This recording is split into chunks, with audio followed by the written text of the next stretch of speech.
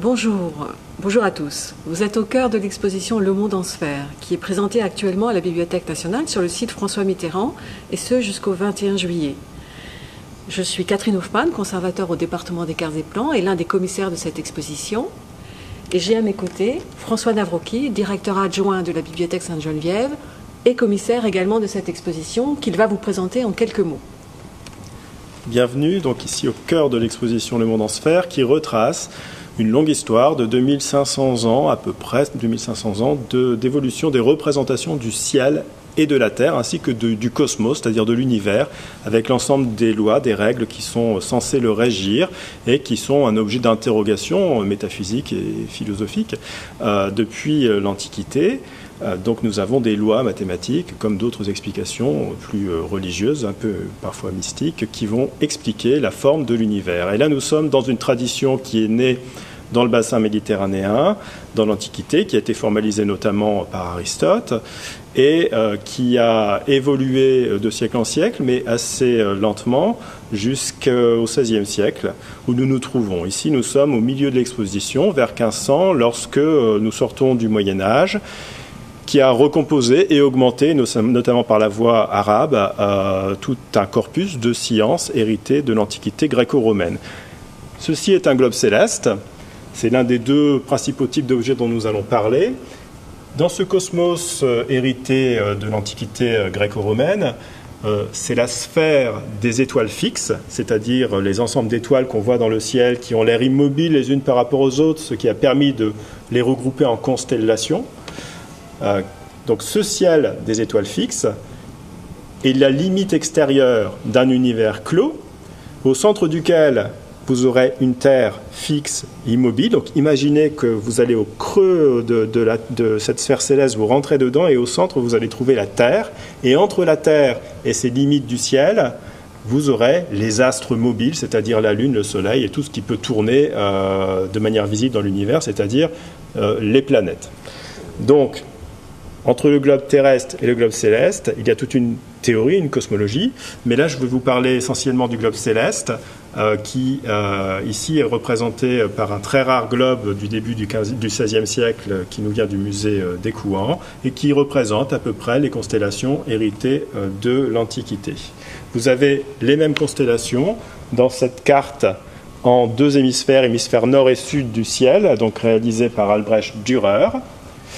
Et là, à gauche, vous avez par exemple l'hémisphère sud, qui est encore très, très lacunaire, simplement parce qu'on n'a pas pu vraiment observer, mesurer, cartographier le ciel étoilé pour sa partie la plus australe, c'est-à-dire la plus au sud, qu'on ne peut observer qu'à partir du moment où on est dans les mers australes ou alors en Afrique du Sud ou en Amérique du Sud. Et donc ce n'est qu'à la fin du XVIe siècle qu'on va compléter ce ciel, qui va aussi se compléter grâce aux observations des lunettes astronomiques à partir de l'époque de Galilée, puisque c'est ce qui va permettre de découvrir beaucoup de nouvelles étoiles, pas encore visibles à l'œil nu.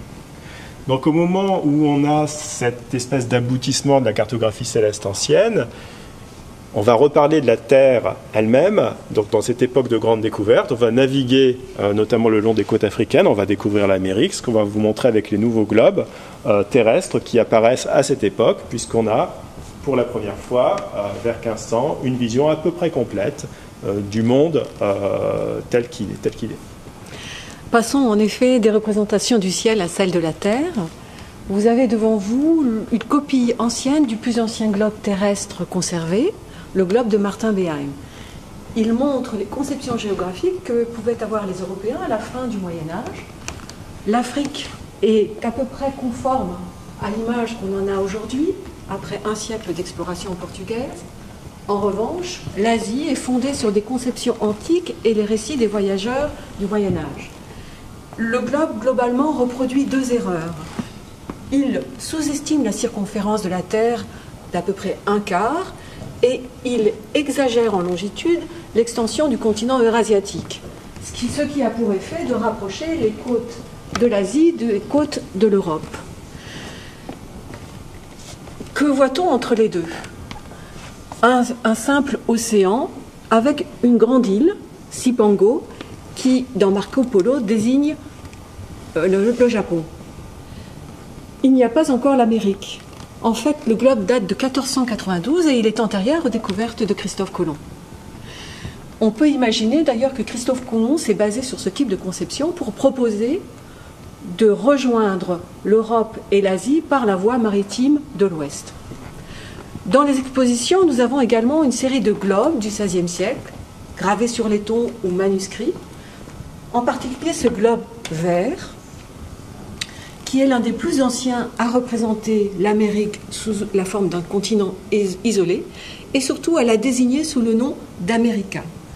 Il est attribué à Martin Welsing-Müller, un géographe allemand du début du XVIe siècle, qui est célèbre pour avoir baptisé l'Amérique du nom d'America en l'honneur d'Amerigo Vespucci, un voyageur florentin qui est le premier à avoir réalisé que l'Amérique formait un nouveau continent. Dans l'exposition, vous verrez également de magnifiques mapes-mondes comme celle-ci, qui est dessinée et enluminée sur parchemin, qui fait partie d'un atlas qui a été réalisé à la demande du roi du Portugal, Manuel le Fortuné. Cet atlas, conçu comme un cadeau diplomatique, représente le monde essentiellement exploré et dominé par le Portugal. En particulier, cette map-monde représente essentiellement l'hémisphère, la zone d'influence attribuée au Portugal par le traité de Tordesillas en 1494, un traité par lequel l'Espagne et le Portugal se sont partagés le monde en deux hémisphères. N'hésitez pas maintenant à nous rejoindre sur Gallica, où nous allons vous présenter quelques beaux documents qui sont autant de jalons importants de l'exposition, et n'hésitez pas à poser vos questions. Nous poursuivons donc sur Gallica avec un document un peu plus tardif. Nous sommes en 1544 et c'est une carte espagnole que nous vous présentons, donc une très grande carte, hein, comme vous pouvez vous en douter lorsqu'on zoome, vous voyez les détails. C'est une carte de plus de 2 mètres, c'est la plus grande carte d'ailleurs de l'exposition. Vous l'avez peut-être aperçue sur le mur du fond derrière le globe de Behaim tout à l'heure. Donc cette carte est une carte espagnole, centrée sur la ligne de partage dont on a parlé, la ligne du traité de Tordesillas. On voit beaucoup mieux les possessions espagnoles grâce à ce choix de représentation, qui est d'ailleurs une projection qui n'est pas encore celle de Mercator, hein, qui n'a pas été inventée, mais qui est une projection d'Appian, d'un cosmographe de la Renaissance, d'après une tradition médiévale déjà au XIIIe siècle, ce type de projection existait. Et donc cette carte est extrêmement précise. Elle va rendre compte en particulier des nouvelles découvertes espagnoles. Et vous avez là qui apparaît le détroit qu'on appellera détroit de Magellan, avec toute une toponymie qui est héritée des voyages de Magellan, notamment par exemple la baie de Saint Julian, où il y a une célèbre mutinerie, où un bateau a été perdu, etc. Les géants de Patagonie, qui sont encore un motif célèbre des récits de voyage de Magellan. Et puis, donc, depuis la fin des années 1530, sont apparus des toponymes sur la côte ouest qui a été découverte suite au voyage notamment de Pizarro et de Cortés également un peu plus au nord. On va voir également ici la descente de l'Amazone Grande Aventure d'Aureliano, qui est donc arrivé jusque donc dans la baie de l'Amazone, et les villes portugaises, et notamment Lima ici, qui a été créée très récemment par Pizarro, ici Cusco, la cité des Incas, avec des scènes qui rappellent un peu les guerres entre les Portugais ou les Espagnols ici et les indigènes. Alors on a une question, on nous demande de quand date le globe le plus ancien. Alors le globe terrestre, j'imagine, donc on n'a pas de globe qui a été conservé plus ancien que celui dont on vous a montré un facsimilé dans la séquence d'introduction, c'est-à-dire le globe de Behaim, donc 1492, et on vous expliquera peut-être un peu après pourquoi, on vous réexpliquera pourquoi on ne faisait pas ou par exception des globes terrestres avant l'époque des grandes découvertes et donc l'apparition à la fois d'une grande partie du continent africain et ensuite de l'Amérique dans la cartographie. Donc là, vous voyez qu'on va jusqu'à la Californie, qu'on commence à dessiner. C'est les derniers voyages d'Ulloa en 1539. Et au-delà, on ne sait pas trop ce qu'il y a. Terra incognita ici. On a une cartographie qui est en train de se compléter. On n'a pas encore les résultats des découvertes contemporaines, à partir de 1543 des Portugais au Japon, donc qui est encore sous sa forme mythique de Cipangu. Mais par contre, on a de nombreuses indications de récits de voyage qui sont résumés ici dans les cartouches, très légendées, donc de manière encyclopédique, un peu comme le globe de Beheim.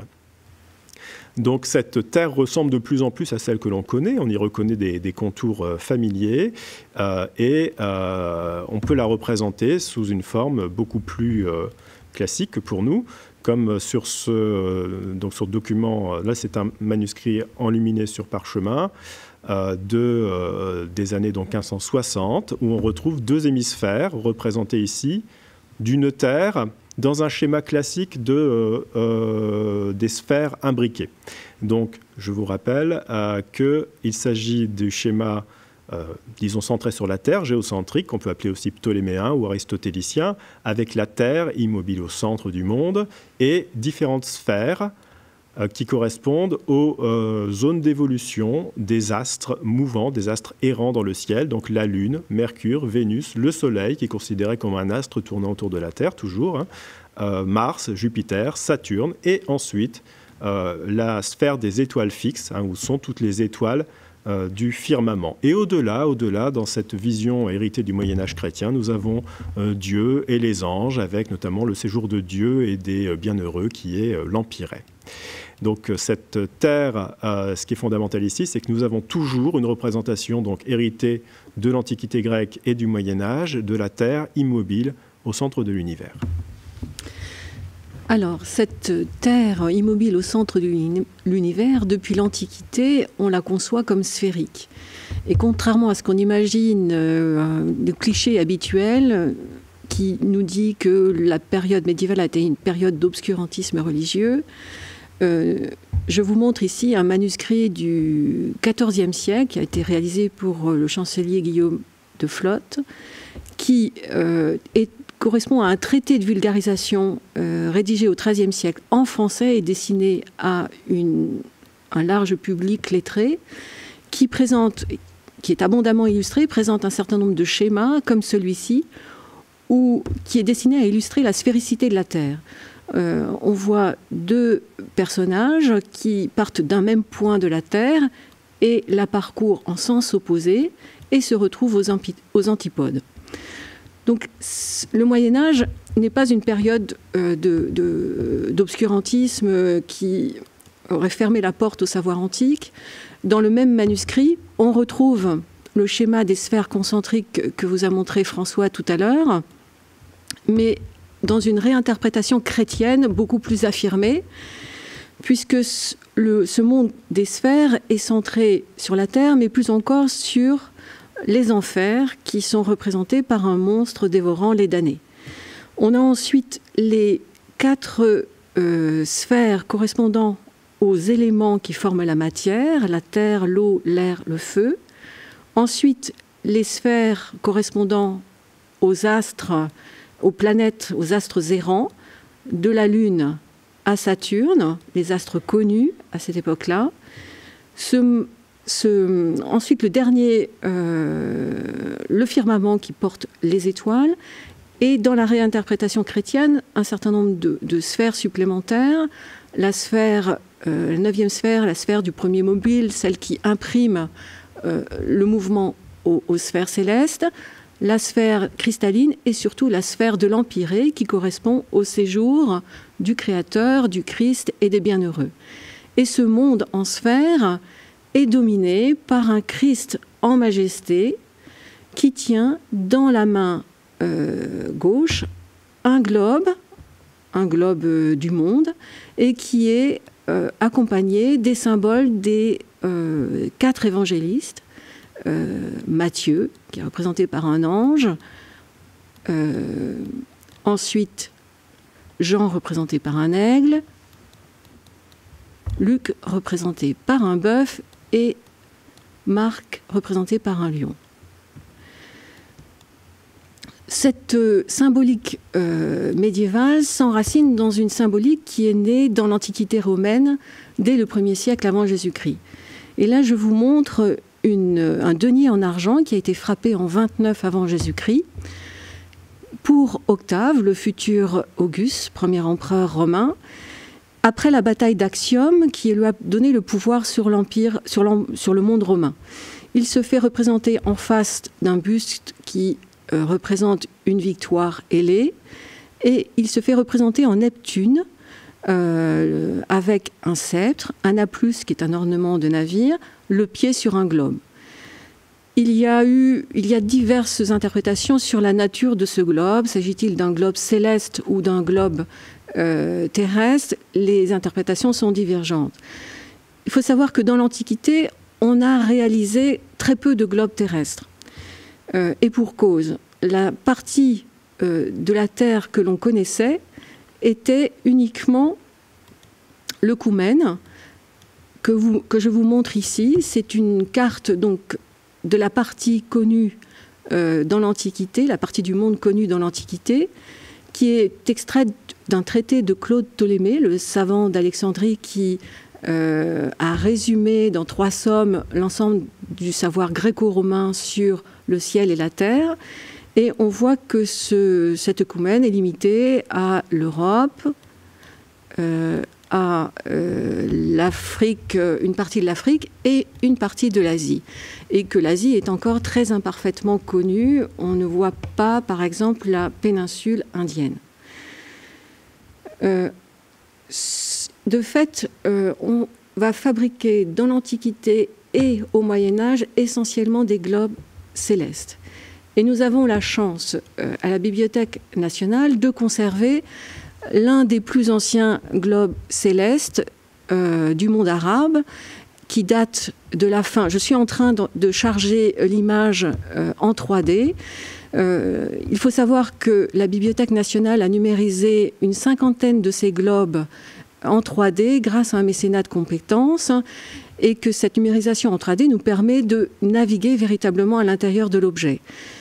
Cette numérisation en 3D nous a permis aussi de réaliser des dispositifs interactifs dans l'exposition qui permettent d'explorer certains des globes que nous présentons.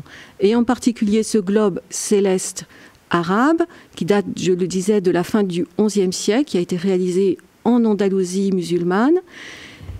Un globe céleste, qu'est-ce qu'il nous présente exactement? En fait, il nous présente un certain nombre d'étoiles, celles qui ont pu être observées à l'œil nu depuis l'Antiquité. On en connaît à peu près 1000 depuis l'Antiquité. Elles ont été regroupées en 48 constellations, et ces constellations sont des figures imaginaires qui permettent de localiser précisément les étoiles dans le ciel en fonction de la place qu'elles occupent dans l'image. Ce sont généralement des animaux comme la petite ours et la grande ours. Et vous voyez par exemple ici une étoile qui s'appelle l'étoile Alcaïde, qui est localisée dans la queue de la grande ours. Mais ces constellations représentent aussi beaucoup de héros de l'Antiquité grecque, comme Hercule que l'on voit ici représenté à l'envers, en agenouillé, ou bien Persée, qui est connu pour avoir tué la gorgone Méduse, cette horrible femme qui avait le pouvoir de pétrifier les personnes qui la regardaient. Dans la tradition arabe, la gorgone Méduse est représentée par le démon Algul, qui ici est représenté par 3 têtes. Persée était un personnage extrêmement célèbre dans l'Antiquité, et on voit, il y a d'autres constellations qui ont un lien avec lui, telle sa femme Andromède, qui est enchaînée, comme vous pouvez le voir ici avec ce lien, ou bien son cheval Pégase, qui est ailé. Sur un globe céleste, on voit également de grands cercles, le cercle équatorial et le cercle de l'écliptique, qui correspond à la course apparente du Soleil dans le ciel, effectuée en une année. Et c'est le long de cette écliptique que sont représentées, que figurent les constellations zodiacales. Certaines sont difficiles à reconnaître. Je vais m'arrêter simplement à 2 d'entre elles qu'on identifie plus facilement.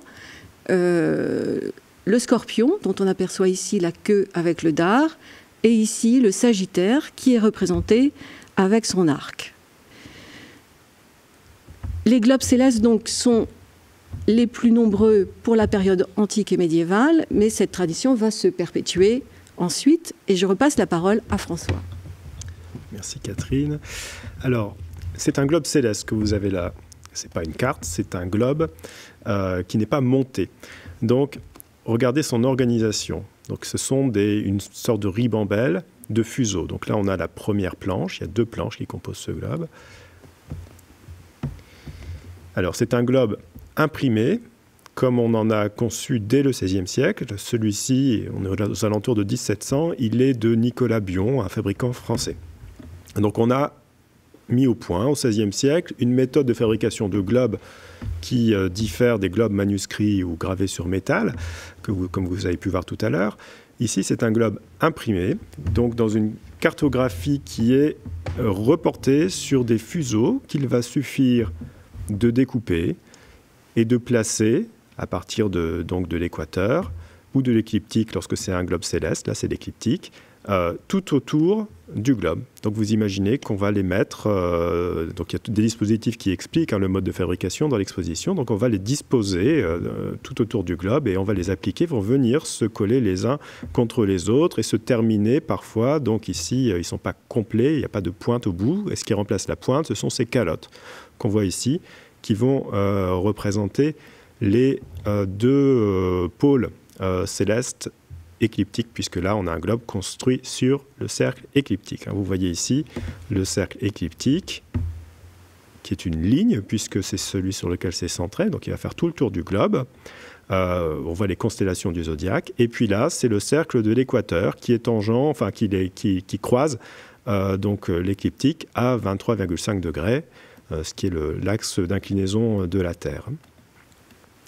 Donc on peut le suivre comme ça sur un hémisphère. Donc là, on voit qu'un seul hémisphère. Vous reconnaîtrez les constellations dont on a parlé tout à l'heure. Constellation antique. Là, on a la constellation, par exemple, de la Lyre, qui est portée comme une aigle, classiquement. Tout à l'heure, vous avez vu peut-être aperçu une tortue sur le globe arabe. C'était donc la Lyre également, qui est donc une autre tradition de représentation. Et on voit apparaître de nouvelles constellations dans le ciel austral, comme je disais dans la séquence d'introduction. Lorsque les explorateurs européens dans les mers du Sud ont eu l'occasion de repérer de nouvelles étoiles. Ils ont cartographié ce ciel et inventé des nouvelles constellations inspirées de thèmes plus exotiques comme l'Indien, le Pan, ici le toucan ou encore l'oiseau de paradis. On va voir aussi des nuages de Magellan apparaître, enfin de nouveaux objets sur le globe céleste. Donc, on me pose la question, Clément demande si jusque quand nous pouvons venir voir l'exposition. Eh bien, vous pourrez venir voir l'exposition jusqu'au 20 juillet, qui est donc une exposition vraiment qui s'adresse à tous les publics, avec, comme qu'on a pu vous le dire, des dispositifs pédagogiques, et chacun va y trouver quelque chose, qu'il s'agisse des publics passionnés de géographie, d'astronomie, de sciences, ou si vous voulez voir de très belles choses, des tableaux. On est en train de vous montrer un florilège de ce qu'on peut voir, mais vous voyez, c'est très divers, et les enfants adorent également cette exposition, notamment les dispositifs pédagogiques. Vous pouvez jouer avec la 3D et en plus avoir une visite interactive des globes, comme vous a montré Catherine. Donc là, vous aviez juste la 3D dans Gallica, vous avez plein d'enrichissements dans l'exposition, donc n'hésitez pas à venir voir en famille. Vous verrez aussi, donc parmi les objets, il n'y a pas que des globes célestes et terrestres, il y a également quelques sphères armillaires. C'est ce type d'objet qui est une modélisation en fait d'un système. Ici, c'est le système de Copernic. Donc on fait des sphères armillaires de Ptolémée jusqu'au XVIIIe siècle et on commence assez tardivement à faire des sphères armillaires de Copernic où on va voir le Soleil au centre de la sphère, donc il remplace la Terre. Le principe est le même que pour les sphères ptoléméennes, c'est-à-dire qu'il y a un axe central qui va porter, donc ici, le Soleil, sinon c'est la Terre, et des armies, c'est-à-dire ces bras de laiton, ces cercles, qui vont porter les différentes planètes jusqu'à un extérieur qui est le cercle zodiacal. Par exemple, on voit ici à travers Ajourey, on le voit de l'intérieur, donc on ne voit pas bien le dessin, mais ce sont les constellations du zodiaque tout le long de l'écliptique, ainsi que des cercles fondamentaux de la sphère céleste, qui sont notamment parallèles à l'équateur, les tropiques du Cancer et du Capricorne. Pourquoi du Cancer et du Capricorne? Parce que celui du Capricorne est le parallèle de l'équateur qui va être tangent au signe du Capricorne, et celui du Cancer va être tangent à celui du Cancer. Donc on voit que cette sphère porte autour du Soleil des petites planètes là, qui sont Mercure et Vénus, et puis ensuite vient la Terre, avec la Lune qui est le seul, finalement la seule planète, en tout cas le seul astre qui reste tournant autour de la Terre. Et puis au-delà, c'est plus familier pour vous sans doute, vous avez Mars et vous avez Jupiter, ainsi que Saturne, qui ici a hérité de son anneau, qui a été découvert récemment grâce aux travaux de Cassini et de Huygens notamment. On peut voir aussi, par exemple sur cette image, que la sphère armillaire est datée. Elle a ici, là vous voyez, une sorte de, vous voyez d'ailleurs des mécanismes, des rouages, qui vont permettre à la sphère de se mouvoir sur différents mois, d'une vingtaine d'années, de 1725 à 1744. Et donc, en fait, c'est un instrument mécanique qui permet de modéliser à l'avance les positions respectives des astres dans le ciel stellaire, donc dans les signes du zodiaque, tout au long de ces 20 années. Alors, on va continuer avec une autre vision du monde copernicien. Attends juste que ça charge. Ah, voilà. Donc, nous avons ici un frontispice d'un ouvrage qui s'appelle « Les entretiens sur la pluralité des mondes » de Fontenelle. Donc, Fontenelle, c'est un écrivain cartésien qui a interprété sous forme de discours entre un savant et une dame, une sorte de vision de cette pluralité des mondes qui est essentiellement héritée de Descartes, mais aussi de philosophes comme Gassendi. Qu'est-ce qu'on voit sur ce frontispice, qui est une interprétation d'artiste, en fait, de la vision cartésienne du monde? On est héliocentré, c'est-à-dire centré sur le Soleil à la manière copernicienne. On a nos planètes, donc Mercure, Vénus, la Terre avec la Lune, son satellite, et puis nous avons ensuite Mars, ici. Si nous nous déplaçons encore un peu, nous trouvons Jupiter et Saturne, avec leurs satellites, et c'est tout, puisqu'on n'a pas encore découvert, on découvre à la fin du XVIIIe siècle Uranus, mais nous avons d'autres choses à l'extérieur sous forme de nuages. Et qu'est-ce que c'est en fait? Là, nous sommes dans un puits qui est bordé de nuages. En fait, c'est notre système solaire. Et après Descartes, on envisage qu'il y aurait peut-être une infinité ou un nombre très important de systèmes, innombrables de systèmes comparables, qui seraient centrés sur un Soleil. Donc, qu'est-ce que ça veut dire? Ça ramène le Soleil au rang d'une étoile parmi d'autres. Ça ramène la création finalement à une multiplicité de sphères célestes ou de systèmes sphériques coperniciens. Et ces nuages sont là pour symboliser une sorte de matière éthérée qui serait des nuages ou des ressorts ou des ballons qui enflent et se désenflent et qui correspondent à la vision d'un monde qui n'est pas encore mobile, mais qui en tout cas est doué d'une motricité très différente du système classique. Alors, l'exposition montre l'évolution, les différentes révolutions qui ont déconstruit le modèle classique ptoléméen. Elle nous amène aussi sur une période plus contemporaine vers d'autres objets, dont nous avons choisi juste un objet pour conclure, qui est ce globe de la Lune. Alors, il y a un globe assez exceptionnel qui est un globe de Vénus du XVIIIe siècle dans l'exposition, mais c'est extrêmement rare. On ne fait pas de globe non terrestre ou non céleste avant la fin du XVIIIe siècle. C'est d'abord surtout des globes de la Lune, dont celui-ci.